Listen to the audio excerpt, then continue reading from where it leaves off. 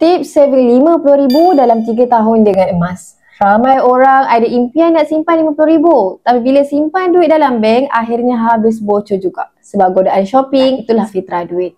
Macam mana nak pastikan impian tu jadi kenyataan? Yang nak tahu, tengok video saya sampai habis, jangan lupa save supaya boleh jadikan rujukan yang akan datang. Jawapannya adalah simpan dengan emas.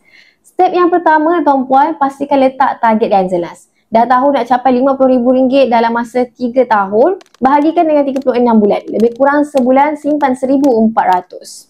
Step yang kedua, tukar duit ke emas. Sebab apa? Setiap kali dapat gaji, asingkan dulu RM1,400, terus beli emas. Contohnya dekat akaun Emas Gap, kita boleh set auto debit terus. Simpan RM1,400 secara paksa, terus tarik ke dalam akaun emas kita.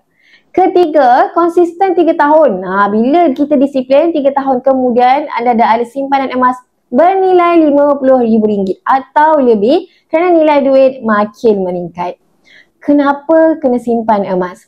Pertama, tuan-puan, tak mudah bocor. Kedua, nilai emas terbukti naik dalam jangka masa panjang. Ketiga, lebih selamat dari inflasi yang makan nilai duit.